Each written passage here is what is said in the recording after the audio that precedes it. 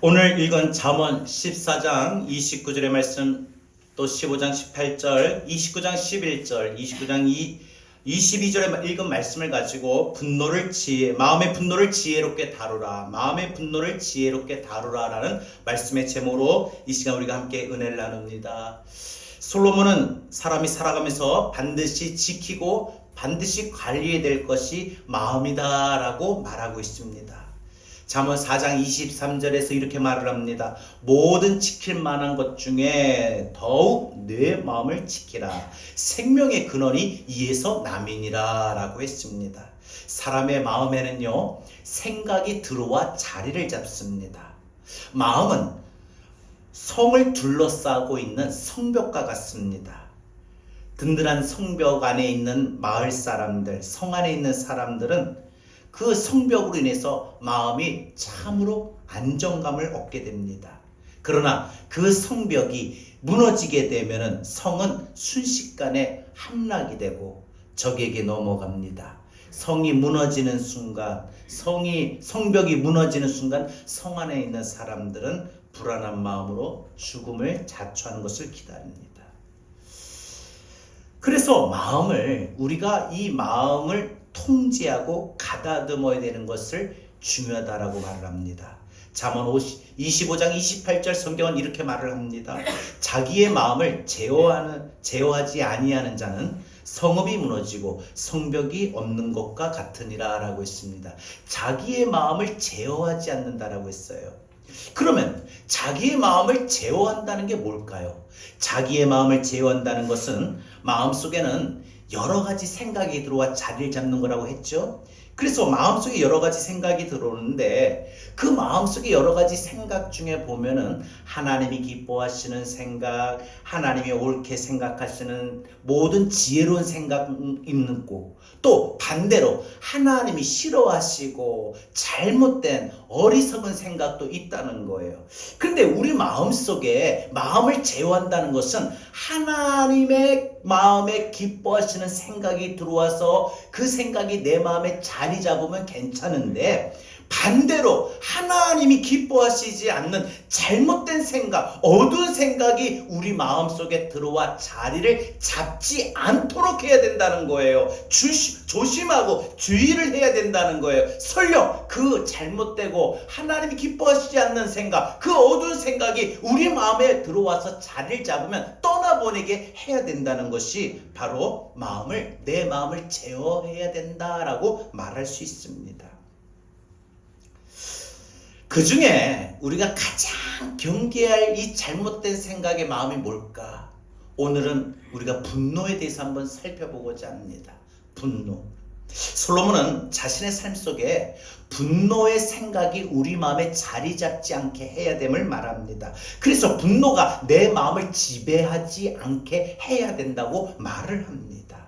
저는 오늘 이 시간에 오늘 말씀을 통해서 분노가 무엇이며 왜 분노가 나의 삶을 지배하지 않게 해야 하는지 우리가 교훈을 얻어서 분노를 우리가 만날 때, 분노의 감정이 들 때 우리가 어떻게 대처하는 것이 지혜로운 것인가를 깨닫기를 원합니다. 첫 번째, 분노가 무엇인지 우리는 분노를 잘 이해해야 합니다. 분노란 성냄, 화냄, 짜증냄과 같이 다양한 단어로 나타나는 사람의 감정의 상태입니다.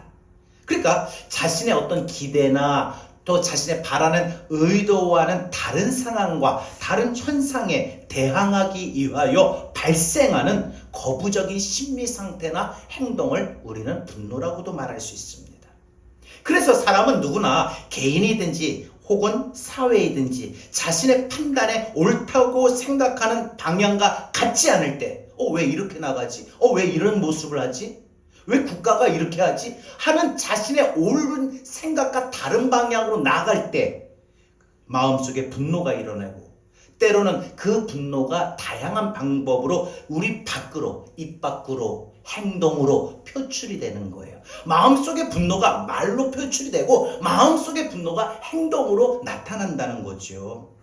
누군가에 의해서 자신의 삶의 한 부분이 불합리한 일로서 침해를 당하게 되면은 마음속에 누구나 분노가 일어나는 것은 자연스러운 일이에요. 화를 내는 것은요, 물론 사람의 기질에 따라서 약간의 차이가 있을 수는 있으나 누구도 분노에서는 자유로울 수가 없다는 겁니다. 자연스러운 거예요. 어떻게 보면 사람은 감정을 지닌 존재이기 때문에 그 감정을 갖고 그 감정을 표시하는 것, 그래서 때로는 어떤 상황에 따라서 우리가 웃고 또 울고 또 그 상황에 따라서 즐겁고 또 그 상황에 따라서 화를 내기도 합니다. 그러나 자연스러운 현상이라고 방치하거나 통제하지 말라는 것은 절대 아닙니다.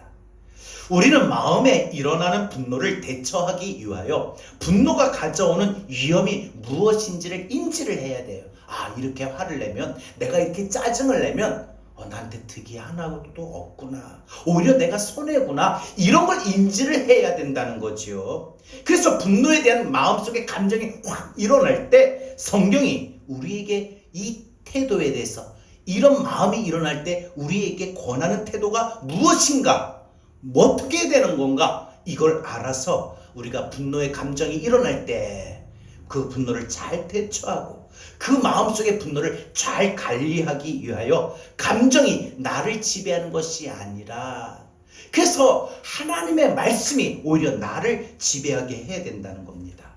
분노는 여러 가지 모습으로 나타납니다. 밖으로 드러나는 분노가 있어요. 그래서 마음속에 분노가 일어나고 화가 일어나면요, 우리 밖으로 표출된다고 했죠. 그래서 말로 분노를 표출합니다. 그래서 심한 말을 하고 또 욕을 하기도 하고 또 이와 같이 상처를 주는 말을 하기도 합니다. 그래서 이 마음속의 감정을 이기지 못하고 상대방에게 심한 욕을 하는 경우도 있다는 것이지요. 더 나아가 폭력적인 언어 행동으로 상대방의 신체를 상하게 하거나 물건을 파괴하기도 합니다. 어떤 사람이 자신의 그 차를 운행하는 그 진로를 확 끼어들어서 막았다고 화가 나가지고 옆으로 쫓아가서 그 차의 앞을 진로를 딱 막아버리고 멈춘 다음에 차에 내려서 상대방 차의 창문을 부수고 그 사람이 이제 경찰에 신고하려는 그 전화를 뺏어가지고 던졌던 사건이 났던 적이 있었습니다.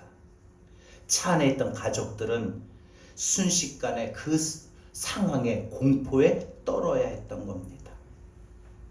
이렇게 드러나는 분노, 말로 행동으로 드러나는 가학적인 분노가 있고요. 또 분노는 드러나지 않고 숨겨지는, 가려지는 은폐형 분노도 있습니다. 화가 나지만 표현하지 않고 살려고 합니다. 다른 사람들이 이목을 생각해서, 다른 사람 눈과 평가를 생각해서 화가 나지만 그걸 또 잘 참는 사람이 있어요. 겉으로는 참 웃어요. 그러니까 어떤 사람은 얼굴에 쉽게 표시가 나는 사람이 있는가 하면 어떤 사람은 얼굴에 표시를 잘 안 냅니다. 분명 화가 났어요. 화가 났지만 다른 사람들의 어떤 시선을 생각하고 다른 사람의 눈과 평가를 생각해서 겉으로 웃으며 참습니다. 하지만 정작 본인은 웃는 게 아닐 겁니다. 나름대로 스트레스를 풀기 위하여 이와 같이 여러 가지 방법을 시도합니다. 이런 은폐형 분노가 있고, 또 어떤 사람은 이 참는데, 이게 제일 안타까운 것은 이 마음속에 분노의 감정이 일어날 때 드러내지도 못하고 표출하지도 못하고 그렇다고 숨기지도 못하고 그렇다고 풀지도 못하는 그런 모습이 있어요. 그러니까 한마디로 마음의 분노가 감정이 일어나면 어떻게 해서든 풀어야 되는데 건강한 방법으로 해결을 못한 채 원망과 불평의 마음만 오히려 자신에게 더 쌓아두게 됩니다. 그러면서 사회나 가정에서 스스로 떨어지려고 격리하는 자책성, 피약성 분노도 있는 겁니다. 이런 사람은 시간이 지나갈수록 점차 자기 혼자만의 세상에, 생각에, 상상에 갇히게 됩니다. 그리고 혼자 스스로 병이 들고 맙니다. 어떤 사람은 약한 약자에게 그 모든 것을 풀어버립니다. 그 대상이 어린 자녀일 수 있고 나이 많은 부모일 수 있고 자기보다 못한 옆에 있는 사람일 수도 있습니다. 분노에 대처, 분노를 푸는 이런 다양한 방법. 그래서 어떤 사람은 화를 주체하지 못해서 물건을 부수거나, 또 어떤 사람은 그 모든 것을 화를 풀기 위해서 막 돈을 써버립니다. 한마디로 자기 받는 방식에 풀어버리는 거죠. 어떤 사람은 절대 화는 내는 게 아니라면서 화를 참다가 그 화를 참지 못해 혼자 참아낼 수가 없는 건데 참아요. 잘 눌러요. 사실 그때마다 누르지 않았다면 화병도 안 생겼을 건데 화병이 생겨버립니다. 근데 여러분, 성경은 우리에게 저마다 분노를 일으키면 어떻게 다양한 방식으로 분노를 표시를 하고 분노를 나타내는데, 그러면 성경은 우리에게 분노에 대해서, 분노의 마음이 일어날 때 어떻게 하는 게 옳다고 말하고 있느냐? 오늘 본문에서 보세요. 노하지 말라라고 하지 아니하고 더디하라라고 하셨어요. 한마디로 우리 마음에 일어나는 분노는 금지사항이 아니라 관리사항이다라는 거예요. 여러분, 우리가 우상숭배, 교만 이런 것들은 절대 금지할 사항입니다. 하지만 마음에 일어나는 분노는 금지사항이 아니라 하나님은 우리에게 더디하라라고 말씀으로 가르쳐 주셨습니다. 한마디로 하나님께서 우리 마음속에 일어나는 다양한 감정들을 부정하지 않으셨다는 거지요. 인정하시는 거예요. 그래, 분노도 일어날 수 있는 거다. 그래서 우리의 감정을 부정하지 않으셔서 우리에게 그 분노를 하지 마라, 분노해서는 안 된다 하지 아니하시고 분노가 일어나면 더디해라 라고 하신 거예요. 감정에 끌려가지 말고 지혜롭게 그 감정을 잘 조절하라, 대처해라. 그래서 분노해야 할 때와 하지 말아야 할 때를 알고 지혜롭게 하라라고 말을 합니다. 두 번째로, 우리는 분노가 나의 삶을 지배하지 않도록 우리는 마음속에 분노가 일어나면 그 분노를 잘 다루어야 합니다. 우리가 분노가 무엇인가를 이해했다면 이제 그 마음속의 분노를 어떻게 우리가 대하고 대처하고 행동하는 것이 지혜로운 것인가를 알아야 됩니다. 하나님이 우리에게 지정의를 허락하셨죠. 그 지정의를 허락하시면서 감정적인 부분에서 감정이 주도하는 사람이 되지 말라고 권합니다. 그 중에 가장 경계할 것은 분노의 감정이 우리 자신을 지배하지 말게 해야 됩니다. 많은 사람들이 일상적인 살아가는 삶의 속에서 습관적인 분노로 자신뿐 아니라 다른 사람들까지 병들게 하는 경우가 있습니다. 나름대로 내가 왜 분노할 수밖에 없는지, 내가 왜 화가 나는지 이유를 대고 있지만, 이유를 말하지만 그 분노는 누구도 합리화할 수가 없어요. 그래서 내가 이것 때문에 화난다 라고 말하면 화를 내는 사람은 정당하고 합리화를 말하지만 전체적으로 볼 때는 어떻게 해서든지 화는 정당화될 수 있는 게 아니고 합리화할 수 있는 게 아니라는 거예요. 한마디로 모든 사람들이 자신의 그 분노에 대해서 합리화를 하지만 그 분노가 삶의 부분이 되게 하지 말아야 된다는 겁니다. 하나님도 화가 나시면 엄격하게 진노하셨습니다. 그래서 이스라엘 백성들에게, 하나님의 백성들에게 감당할 수 없는 환난을 주시고 고통을 주시고 징계를 하셨습니다.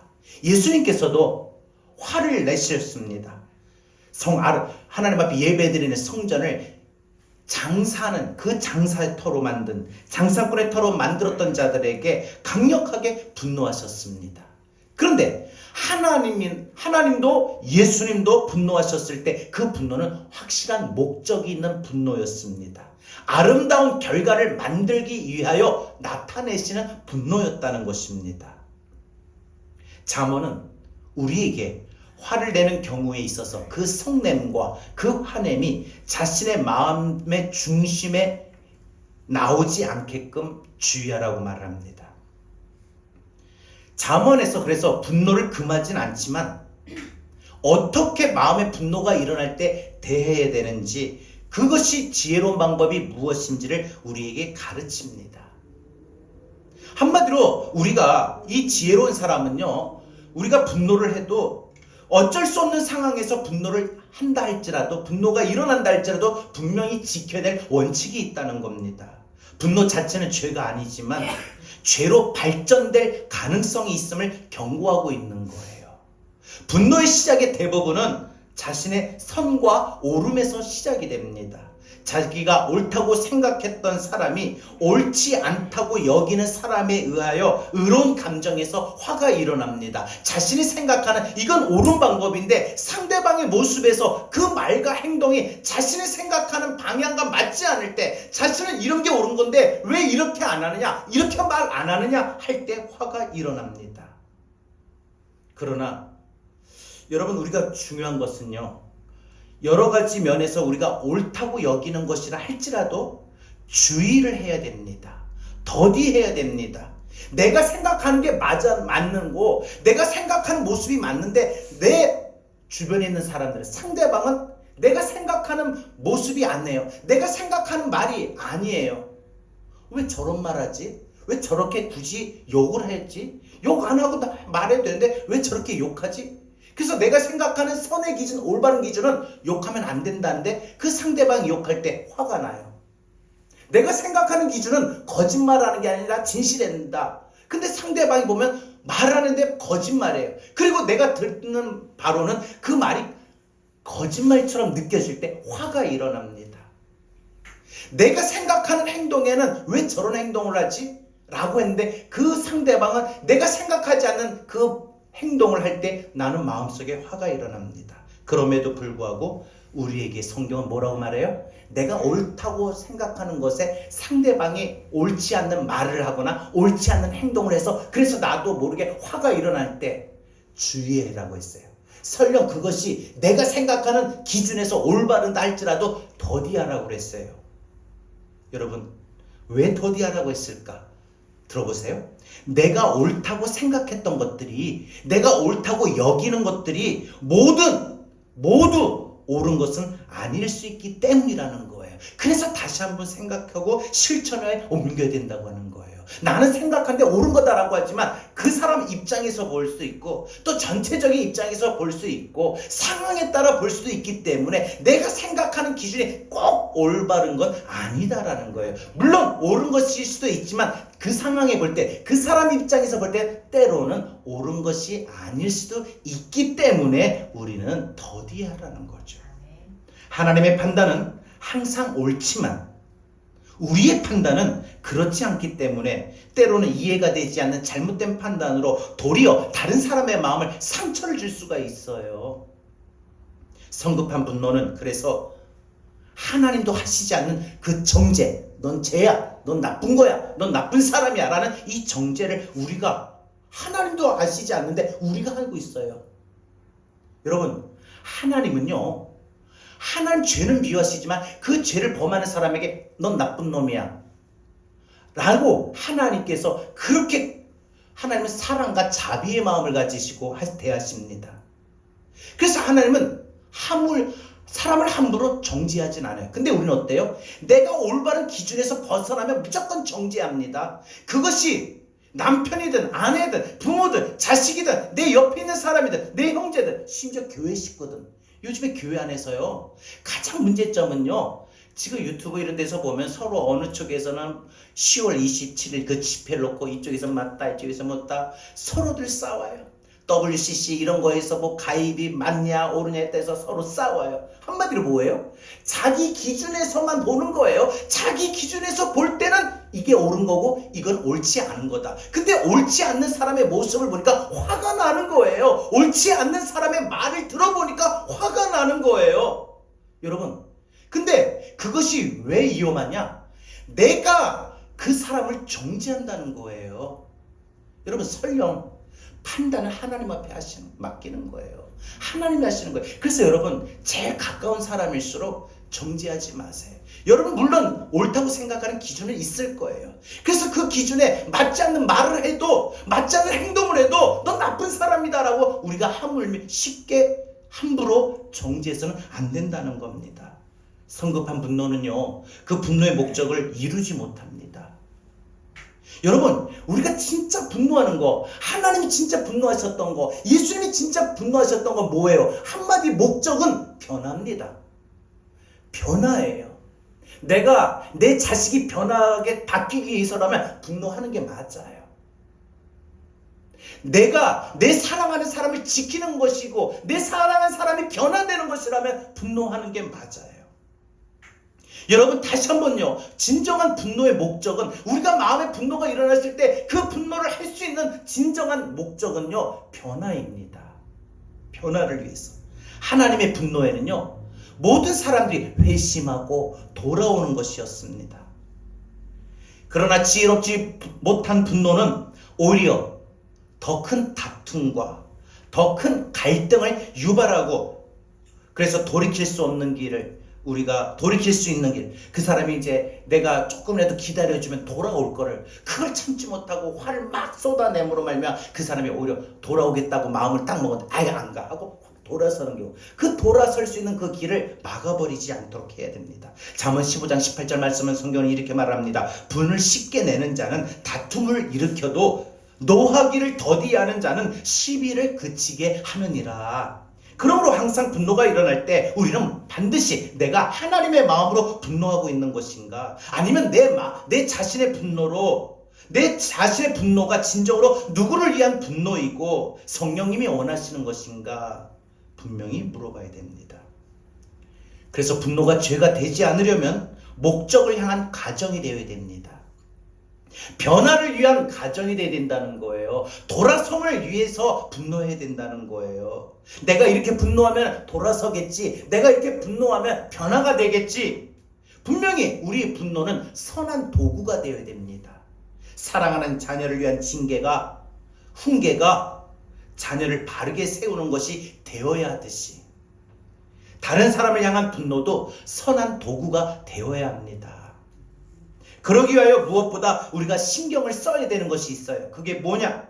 분노는 필요한 순간 잠시 사용하는 것이 되어야 됩니다. 다윗은 그래서 하나님의 진노에 분명한 원칙이 있음을 말했습니다. 시편 30편 5절입니다. 그의 노여움은 잠깐이요 그의 은총은 평생이로다. 저녁에는 울음이 깃들일지라도 아침에는 기쁨이 오리로다. 하나님의 진노가 필요할 때는 하나님은 반드시 진노를 엄격하게 하시지만 그 진노가 그 다음날까지 오래가지 않았다는 거예요. 반드시 그 진노는 하나님께서 그 백성들에게 진노하실 때 그 백성들이 회심하고 돌아오는 거, 회복하는 거, 이게 목표였습니다. 그래서 백성들을 향하여 진노하실 때도 언제나 하나님은 사랑의 마음을 잃지 않으셨습니다. 징계를 하시고 분노하셨지만은 하나님은 그 마음속에 은혜와 사랑이 또 한편 그 이스라엘 백성들에게 하나님은 준비하셨습니다.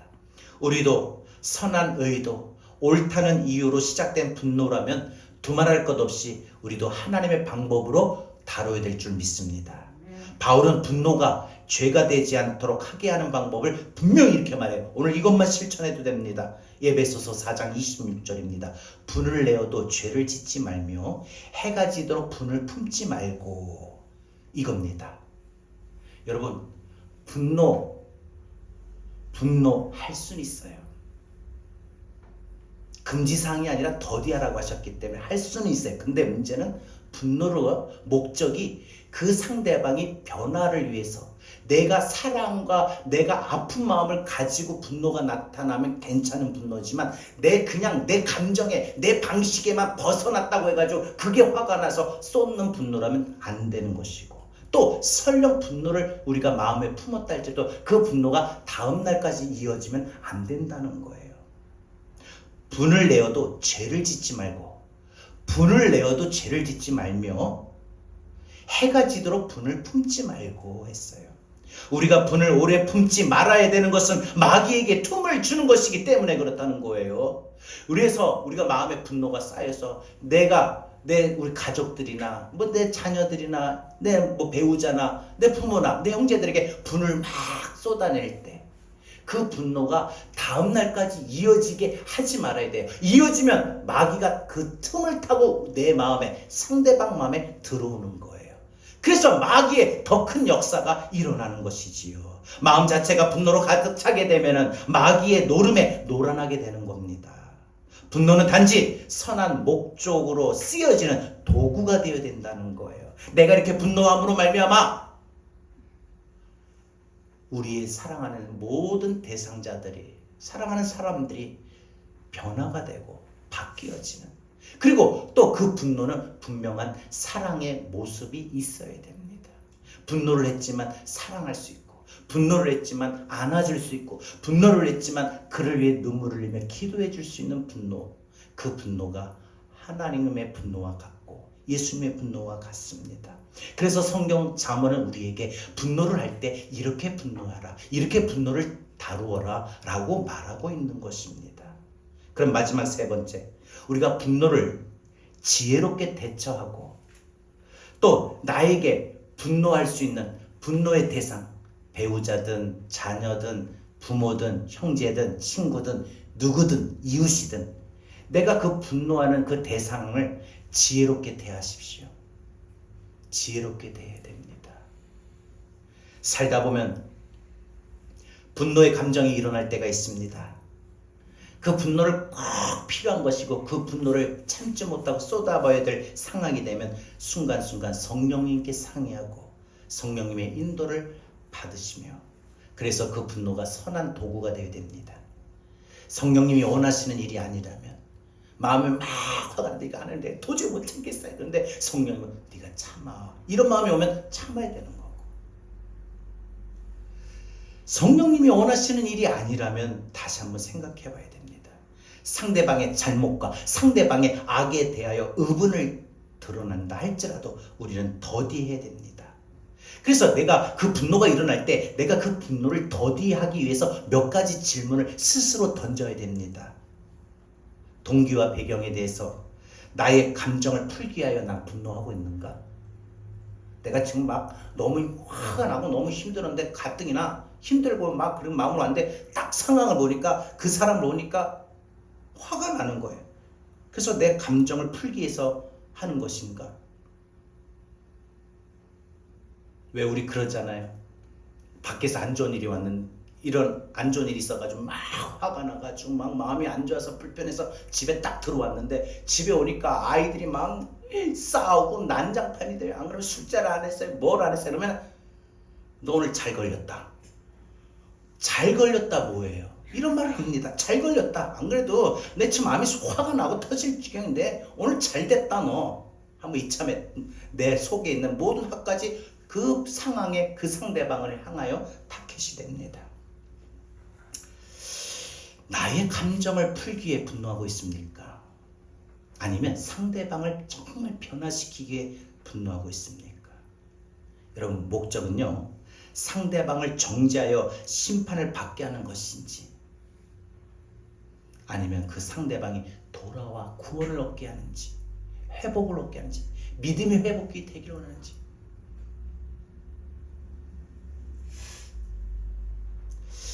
여러분, 얼마나 많은 변화를 시도했습니까? 나의 분노를 상대방이 감당할 수 있는가 생각해 보셔야 돼요. 나의 분노를 상대방이 감당할 수 있습니까? 나의 분노를 상대방이 감당할 수 있을까 생각해 봐야 됩니다. 때로는 분노 자체를 감당하지 못하는 사람이 있음을 분명 알아야 됩니다. 아, 나의 화를 감당할 줄 못하겠구나. 여러분, 항상 이거 우리가 조심스러워야 됩니다. 우리가 가족들 안에서도 마찬가지고 그 사람이 누구든 간에 나의 분노를 감당할 수 있는가 생각해 보십시오. 문제 자체를 보고 화를 내야지 사람을 향한 화가 되어서는 안 된다는 것입니다. 그래서 잠언은 내가 화를 낼 수밖에 없는 그 대상, 분노의 대상을 우리가 어떻게 대해야 되는 것이 지혜로운 것인가.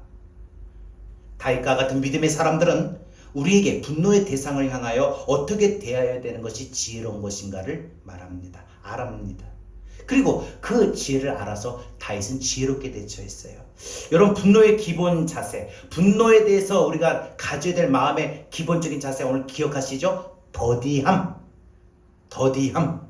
화가 막 일어날 때 조금만 조금만 더디하겠어요. 막 화가 일어나서 막 입으로 욕이 막 나오려고 하는 육두문자 욕이 나오려고 하는데 조금만 더디게 하세요.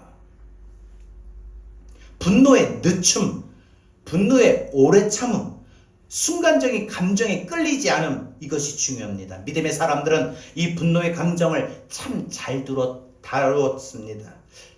여러분, 대표적인 사람이 누굽니까? 다윗입니다. 다윗은 어느 누구도 화가 날 수밖에 없는 그런 많은 상황을 가지고 있었던 사람입니다. 다윗의 평생에는 항상 다윗을 따라다녔던 사람도 많았지만 다윗을 배신하고 다윗을 죽이려고 다윗을 저주했던 사람들이 참 많이 있었습니다. 사울왕과 다윗의 누구보다 가장 사랑했던 아들 압살롬의 배신은 다윗의 마음을 아프게 하고 다윗의 마음을 상하게 만들었고, 시므이와 같은 아무것도 아닌 자는 다윗의 그 마음을 속을 뒤집어 놨습니다. 그러나 다윗은 어느 누구에게도 분노로 대하지 않았습니다. 사울을 죽일 수 있는 기회가 왔을 때도 자신의 그 분노의 감정에 따르지 아니하고 하나님의 뜻에 맡겼습니다. 하나님이 세우신 사람을 내 손으로 해할 수 없다며 사울을 죽일 수 있는 기회에 왔는데, 사울이 죽일 수 있는 기회가 왔는데 사울을 죽이지 않냐고 사울이 입었던 옷자락을 살짝 베가고 사울이 자고 있는 그 머리 곁에 있는 그 창과 물병만 가지고 나왔어요. 그래서 나는, 당신은 왜 나를 이렇게 죽이려고 쫓아다닙니까? 그러나 나는 당신을 죽일 수 있었지만 죽이지 않았습니다 라는 선한 의도, 선한 표시를 하고 나왔어요. 사울의 또 친족 가운데 하나인 이 시므이라고 하는 사람은 다윗이 압살롬의 배반으로 인해서 막 쫓겨가며 막 도망칠 때 그 뒤에서 다윗을 따라다니면서 그래 꼴 좋다, 내가 너 이 꼴 날 줄 알았다 하고 이 다윗을 저주했어요. 얼마나 가뜩이나 아들 배신해 해가지고 얼마나 속이 막, 이 속이 뭐 말을 할 수 있겠습니까? 그 상실감, 배신감, 아픈 것을 막 도망가고 있는데 아들이 아버지를 죽이겠다고 하니까 도망쳐야죠. 도망가는데 시므이가 저 뒤에서 따라오면서 다윗을 저주하는 거예요. 그래 막 조소합니다. 막 비아냥대면서 내가 너 그럴 줄 알았다. 그래 너 꼴 좋다. 너 막 이게 한 번이 아니라 계속 쫓아오면서 그러는 거예요. 그러니까 얼마나 화가 납니까? 오죽하면은 이 다윗보다도 옆에 있는 충성스러운 신하 아비새 장군이 왕이요, 내가 저자를 당장 잡아다가 목 베겠다고 합니다. 그럴 때 다윗은 뭐라고 말합니까? 그에게 분노할 필요 없다. 하나님 손에 맡기면 된다 하고 합니다. 한마디로 하나님이 내 억울한 마음, 내 속상한 마음, 내 화난 마음 하나님이 다 갚아주실 거다는 것을 믿었습니다. 하나님이 선하심을 믿었다는 거죠. 여러분, 또 요셉은 어떻습니까?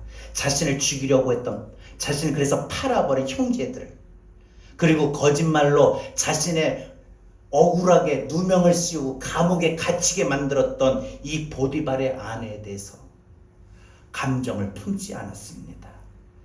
요셉이 나중 후에 총리가 되었을 때 분명히 그들을 처단하고 죽일 수 있는 기회가 있었음에도 불구하고 요셉은 그 마음의 분노를 풀지 않았습니다. 모든 일을 하나님의 섭리 가운데 진행하심을 믿었던 것이죠. 여러분, 그래서 성경은 우리에게 분노는 다툼을 일으키지만 참으면 다툼도 시비도 사라지게 한다고 했어요. 참음은 다툼을 진정시키고 소송도 꺼지게 한다고 했어요. 분노의 시작이 선한 의도라면 결과도 우리는 분명 선하게 만들어야 됩니다. 분노를 더디하라라고 하는 이 말씀이 악에 대하여 침묵하라는 말씀은 아닙니다. 선으로 악을 이기는 사람이 되어야 된다는 것이죠. 그래서 지혜로운 사람은 악을 악으로 대하여 악에게 치는 자가 되지 않습니다. 분노의 상황 가운데서도 악을 이기고 선의 승리를 선포합니다. 분을 내어도 죄를 짓는 것이 아니라 선을 이룬다는 것이지요. 지혜로운 사람은 악을 지적하고 고치면서도 선을 드러냅니다. 선한 의도로 시작된 분노가 아름다운 결과를 반드시 만들려면 우리는 두 가지 기억해야 됩니다. 하나는 악한 자의 불행과 슬픔을 기뻐하지 말아야 됩니다. 악한 일을 행하던 자가, 내 마음에 맞지 않는 자, 나를 화나게 했던 자, 나를 마음 아프게 했던 자, 나를 섭섭하게 했던 자, 그들이 살면서 어려움에 빠진 거 보고 막 그래, 내 잘됐다, 그래, 꽃이다, 쌤통이다, 그렇지, 하나님 공의 하나님이라고 했지. 자기 기준에 맞춰서 그렇게 말을 합니다. 그 사람이 힘들고 어렵고 아프면은 즐거워합니다. 걔네 은근슬쩍 막 그래, 내 말 안 듣다가 그래, 잘됐다. 여러분, 분명히 그 상대방이 누구든 그 상대방이 다시 일어섬을 목표로 가져야 됩니다. 회복하는 것을 오히려 기뻐해야 됩니다. 그래, 깨달았으니까 됐다. 그래, 믿음이 들어갔으니까 됐어. 여러분, 돌아오는 탕자를 기쁨으로 맞이하는 아버지의 마음을 우리는 가져야 됩니다. 또 하나는 할 수 없는 분노의 표현 중에도 나의 마음속에 그를 향한 사랑이 있는가를 봐야 됩니다. 분노는 반드시 하나님이 사랑과 은혜를 가지셨다고 했어요. 아버지가 아들을 혼낼 때 가장 대표적인 예로 들 수 있을 것 같아요. 아버지가 자녀를 혼낼 때 그 아들이 바로 서고 귀하게 되기 위한 마음이어야 합니다.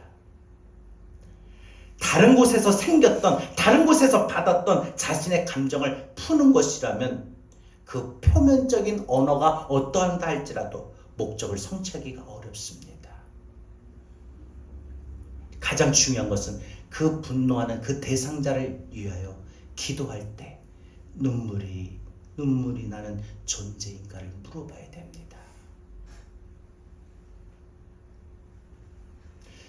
나를 화나게 해가지고 나도 막 화나게 했는데 내 감정의 화가 아니라 그 사람이 변화되기 위해서 화를 표시하고, 그렇게 화를 표시하고 돌아와가지고는 그 대상이 돌아오도록 회복하겠다는 올바른 마음을 갖도록 믿음이 들어가도록 그를 위해서 눈물을 흘리며 기도하는 모습이 되어야 된다는 거죠. 분노의 목적이 선을 이루는 것이 확실하다면 선을 이룰 수 있는 지혜로운 방법을 우리는 분명 선택해야 됩니다. 지혜로운 방법은 분노를 참는 것이 아니라 악을 행하는 자를 적극적으로 사랑하고 선대하는 겁니다. 그래서 여러분, 분노의 대상자를 지혜롭게 대하는 방법, 나를 화나게 했던 사람을 대할 때 어떤 것이 지혜로냐? 사랑으로 하세요. 아유, 목사님, 나를 화나게 했는데, 나를 열받게 했는데, 지금 화가 일어나는데 무슨 사랑입니까? 하시지만 가장 중요한 것은 사랑이고 그 사람을 선대해 주는 겁니다. 박해하고 잘못을 행하는 사람을 위하여 축복하고 하나님께 그를 위하여 기도해 주는 겁니다. 그를 향한 이 분노를 저주로 하지 말고 하나님 죽여버려 주세요. 나 저 사람 보면 막 화가 더 납니다. 저 사람 좀 제발 안 보게 해주세요. 저 사람 이사를 가야 되는데 내가 이사 갈 수는 없으니까 저 사람 이사를 가든지, 안 그러면 빨리 죽어버리든지. 이런 저주하면 안 된다는 거예요. 복을 빌어줘야 된다는 거예요. 로마서 12장 14절 성경은 이렇게 말합니다. 너희를 박해하는 자를 축복하라. 축복하고 저주하지 말라. 이렇게 말했습니다. 내가 할 수 있는 것은 아무리 나에게 화를 내는, 그래서 그 사람 때문에 내 마음에 화가 일어나는 사람이라 할지라도 그가 복을 받을 수 있도록 비는 것밖에 없다. 저주는 내가 하는 게 아니라 하나님이 행하실 일이기 때문에 내가 해서는 안 돼요. 하나님 앞에 맡겨야 됩니다.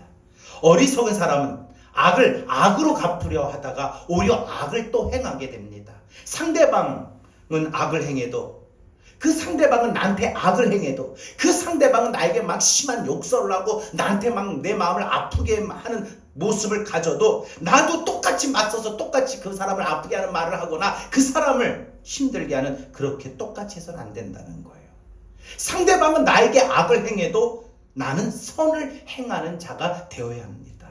로마서 12장 17절입니다. 아무에게도 악을 악으로 갚지 말고 모든 사람 앞에 선한 일을 도모하라 말씀했겠습니다. 분노의 목적을 이루는 가장 좋은 방법은 선한 방법을 선택하는 것입니다. 선한 일을 행한다고 하면서 악에게 지는 것은 미련한 사람입니다. 로마서 12장 21절입니다. 악에게 치지 말고 선으로 악을 이기라. 악을 선으로 대할 때 받아들이는 사람의 입장에서도 어려울 수 있지만 진정한 마음으로 선을 이루어야 됩니다. 어찌 보면 악에 대하여 분노로 다루는 것보다 선으로 대하는 것이 더 어려울 수 있습니다. 그리고 가식적으로 보일 수 있습니다. 상대방이 저 사람 왜 저래? 분명히 화가 났을 텐데 나 같으면 저런 상태에서 똑같이 욕을 하거나 싸우거나 똑같이 따지거나 똑같이 할 텐데 왜 더 웃어? 왜 더 그냥 자기가 잘못했다고 말해? 뭐야? 저거 뭐지? 하고 그 내가 사랑으로 대하려고 하는 모습이 그 사람이 보는 입장에서 보면 오히려 가식적으로도 보일 수도 있습니다. 분명히 화가 나는 상황인데 내가 이렇게 말하면 엄마 분명히 화냈을 거야. 근데 엄마가 와서 하는 말이 아유 그래도 사랑한다. 이러면 아들 입장에서 뭐야? 이 상황에서 사랑한다? 라고 가식적으로 느낄 수도 있을 겁니다. 하지만 우리는 하나님께 맡기고 내가 사랑을 베풀고 선대해야 됩니다.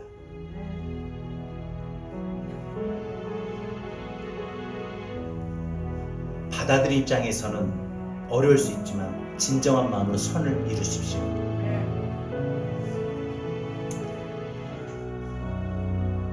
그리고 또 진정한 그 사랑의 행위가 상대방의 입장에서는 오히려 불편해 보일 수도 있을 때가 있어요. 그러나 성령님이 나에게 원하시는 것이 무엇인가? 성령님은 나에게 지금 내가 이 마음의 분노가 일어날 때 내가 어떻게 행해야 되는 것인가? 지혜를 구하고 행동해야 된다. 성령님 어떻게 할까요? 나 너무 지금 화가 나요. 어떻게 할까요? 어떻게 말할까요? 그냥 여러분 우리가요 인지해가지고 바로 쏟아붓지 마시고 조금만 참아보세요. 조금만 막 화가 막 일어나가지고 딱 나오려는 순간 성령님 어떻게 할까요? 이 말을 그냥 할까요? 참을까요? 내가 이렇게 할까요? 말까요? 여러분 성령님이 나에게 원하시는 모습이 무엇인가? 성령님 제가 어떻게 하면 더 좋을까요? 지혜를 구하고 행동해야 됩니다. 살아가면서 나의 분노를 일으키는 사람이 분명 있을 수 있습니다. 그 사람이 내 배우자일 수 있고 내 자녀일 수 있고 부모일 수 있고 내 친구일 수 있고 내 사랑하는 형제들일 수 있습니다. 살면서 유독 나를 힘들게 하고 나의 분노를 일으키는 사람이 내 주변 사람일 수 있어요. 그런 상황에서 아무리 옳은 일이라 할지라도 분노를 내야 하는가 깊이 생각해 보십시오. 깊이 생각해보고 꼭 필요한 것이라면 기도하고 하나님의 도우심을 구하십시오. 선한 목적과 선한 방법이 맞는가 다시 한번 생각하고 선한 일이지만 그 사이에도 마귀가 틈타지 못하도록 지혜롭게 행동해야 됩니다. 순간순간 마음에 일어나는 분노를 지혜롭게 다룸으로 우리 모두가 복된 삶을 살아갈 수 있기를 주의 이름으로 축원합니다. 오늘 우리 함께 주신 말씀 붙들고 이 시간 우리 함께 찬양합니다. 이 주신 말씀 생각하며 오늘 이 찬양의 가사를 생각하면서 오늘 나의 삶을 돌아봅시다. 그리고 주님의 말씀대로 우리 마음에 분노가 일어날 때 이렇게 대합시다. 참지 못할 분노 있거든. 참지 못할 분노 있거든. 주님께 맡깁시다. 주님께 맡기세요. 참지 못할 슬픔 있거든. 참지 못할 슬픔 있거든. 주님께 맡기세요. 주님께 맡기세요. 우리 살아갈 길은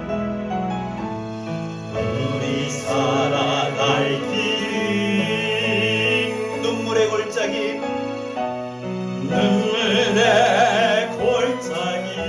내 힘으로 참지 못할 내 힘으로 참지 못해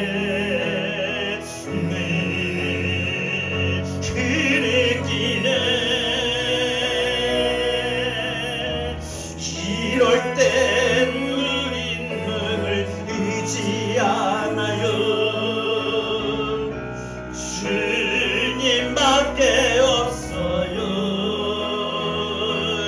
나는 그 길 갈 수 없지만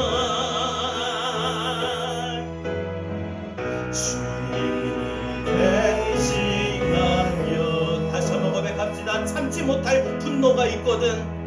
참지 못할 분노 있거든. 주님 앞에 맡깁시다. 주님께 맡기세요. 참지 못할 슬픔 있거든. 참지 못할 슬픔 있거든. 주님께 맡기세요. 주님께 맡기세요. 우리 살아갈 길은 우리 살아갈 길 눈물의 골짜기 눈물의 골짜기 내 힘으로는 참지 못해 내 힘으로 참지 못해 늘 흐는 길에 이럴 때 누구를 의지합니까? 이럴 때 주님밖에 없습니다. 주님밖에 없어요. 나는 그 길을 갈 수 없지만 주님이 나를 이끌고 갑니다. 주님이 대신 오늘 말씀 생각하면서 다시 한번 고백합시다. 참지 못할 분노가 있습니까? 잠시 그동안 우리 살아오면서 우리 가족들이나 내 사랑하는 사람들에게 이런 관련된 상황을 한번 떠올려 봅시다. 주님께 맡기세요. 참지 못할 슬픔이 있었습니까?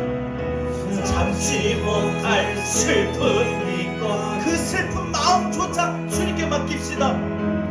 주님께 맡기세요.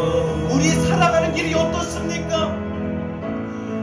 우리 살아갈 길 이러지도 저러지도 못하는 눈물의 골짜기죠. 그래서 눈물을 흘릴 수밖에 없고 너무 속이 상해서 너무 마음 아파서 눈물을 흘릴 수밖에 없는 길을 우리는 삽니다. 참지 못해 늘 울 수밖에 없어요. 늘 흐느낄 수밖에 없어요. 이럴 때마다 우리 누구를 의지해야 됩니까? 이럴 때 우리 누구를 잊지 않아요. 주님밖에 없습니다. 주님밖에 없어요. 나는 참을 수 있는 길을 갈 수 없지만 주님이 내 마음을 역사하셔서 그 참을 수 있는 길을 걷게 하십니다. 마음에 분노 가득 찰 때 기도했습니까? 마음에 분이 가득 찰 때 기도했나요? 때로는 나의 앞길을 막을 때도 나의 앞길 막는지 그 순간에도 용서가 되었나요? 용서했나요? 기도는 우리의 다시 우리 마음에 빛으로 인도하리. 내 삶의 상황들이 앞이 캄캄할 때 다시 한번 고백합시다. 살면서 우리 마음에 불이 가득 찰 때 기도가 되었습니까? 마음에 불이 가득 찰 때 때로는 내가 좀 뭔가 해보려고 하면 꼭 나를 무너지게 만드는 나의 앞길을 막은 친구를 용서했나요?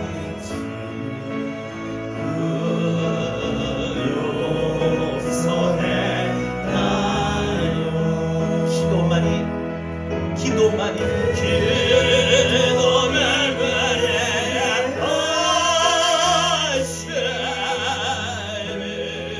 주로 인도하리.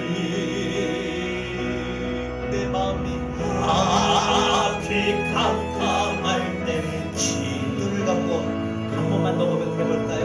눈을 감고 하나님, 내 마음에 분노가 일어날 때마다 내가 잘 안 돼요. 성령님이 도와주세요. 내 마음에 분이 가득 차. 네, 기도했나요?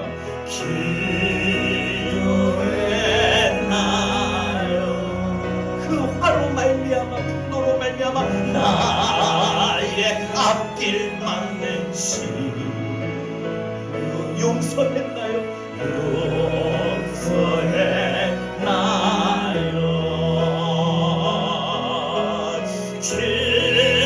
기도는 은혜의 아시 빛으로 인도하니 우리 마음과 우리 사람들이 앞이 캄캄할 때 기도 잊지 마세요. 여러분, 분노가 일어나면 기도밖에 없어요. 우리 다 같이 오늘 주신 말씀을 붙들고 이 시간 함께 기도합니다. 주여,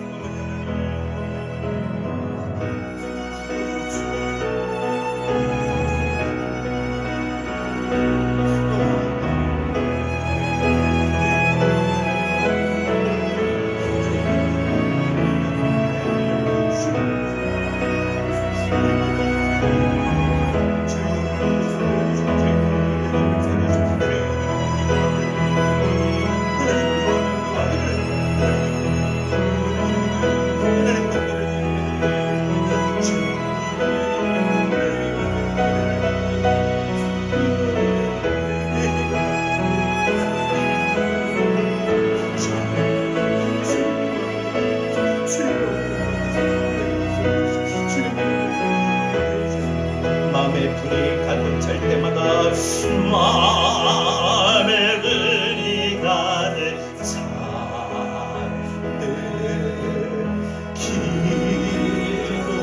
기도했나요?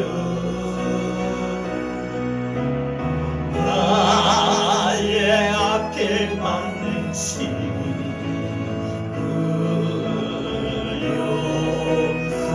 다시 한번 마음에 불이 가득 찰 때 하나하나 고백합시다.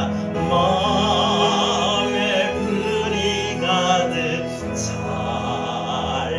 때 기도했나요?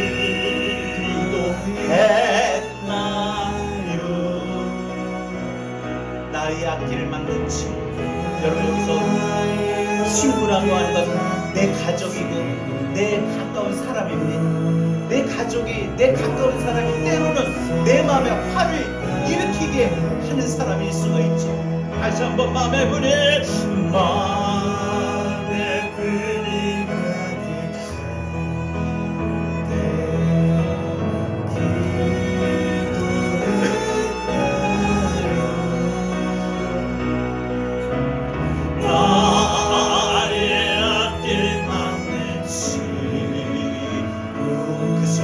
하셨습니까? 이게 가능한 건 기도밖에 없습니다. 기도는 아심이 주로 인도하니 앞이 캄캄할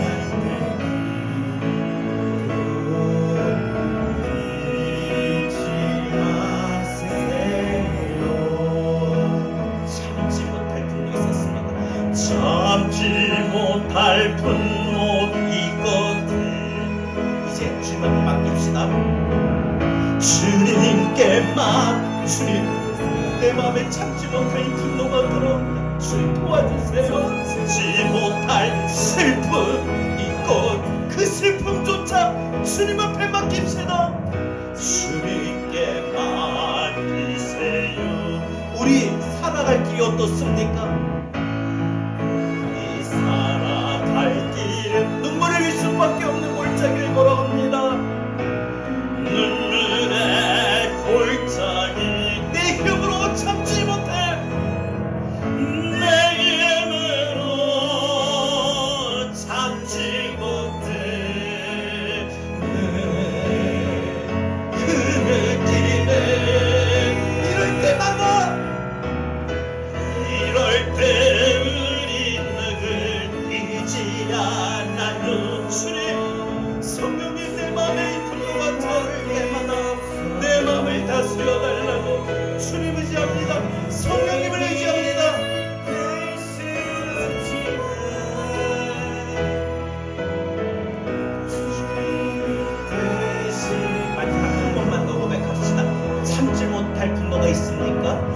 참지 못할 분노이거든.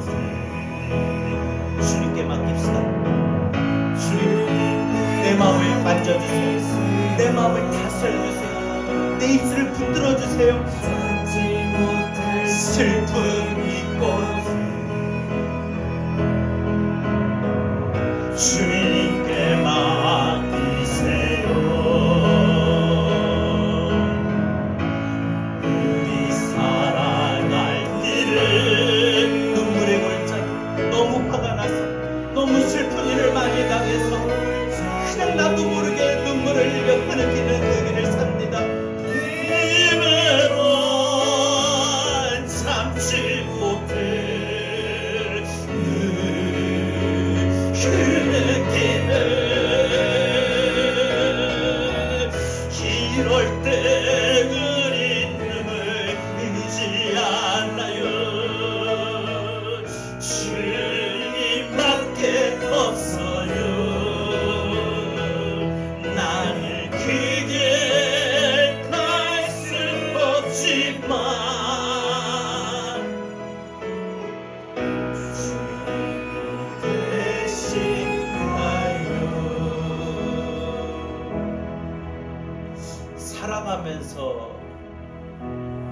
나에게 분노를 일으킬 수밖에 없는 사람이 있을 수 있는데, 그 사람이 가까운 친구, 배우자일 수 있고, 자녀일 수 있고, 부모일 수 있고, 형제일 수 있고, 내 가족이고, 내 친구이고, 내 이웃이고, 우리 교회 식구일 수 있습니다. 그래서 내가 좀 은혜 받아서 말씀대로 살려고 하는데 꼭 나를 시험 들게 하고, 나를 화나게 하고, 나를 내 앞길을 막는 그 내 가까운 사람들, 그래도 오늘 찬양은 우리에게 용서라고 말합니다. 그 방법은 기도만입니다. 기도만이 우리 마음의 화를 다스릴 수 있고, 누를 수 있고, 지혜롭게 그 화를 행할 수 있어요. 나에게 화를 일으키는 사람조차도 가장 지혜로운 오늘 말씀의 결론은 사랑으로 선대하는 겁니다. 우리도 다윗처럼, 요셉처럼 나를 미워하고 나의 앞길을 막는 친구 있다 할지라도 용서합시다. 잘 안 되면, 참지 못할 분노가 있어 참지 못하게 된다면 주님께 도움을 구하세요. 주님, 제가 참을 수 있고 용서할 수 있는 마음을 가질 수 있도록 제 마음을 붙들어 주세요. 이 마음으로 이번 한 주간 여러분들 살아가길 바랍니다. 그래서 여러분들 오늘 돌아가시면 여러분 가장 가까운 친구가 있는 여러분 가정에서부터 오늘 이 말씀, 오늘 부른 찬양을 실천하며 살아가기를 원합니다. 잘 안 될 때 있어요. 그러나 그때마다 주님 도와달라고, 나의 마음 붙잡아달라고 하시며 이번 한 주간 이 말씀대로 살아갈 수 있기를 바랍니다. 이제는 우리 주 예수 그리스도의 은혜와 하나님 아버지의 극진하신 사랑하심과 보혜사 성령님의 감화 감동 내주 교통하신 은혜가, 분노를 지혜롭게 다루는 것이 사랑임을 알고 분노를 더디하라는 말씀을 기억하고, 화가 일어나고 분노가 일어나는 상황에서도 말씀대로 살겠노라 하지만은, 그래서 그 말씀을 실천하기 위하여 삶의 자리로 나가는 우리 사랑하는 모든 성도들 머리 위에 이제로부터 영원토록 함께 있을지어다. 아멘.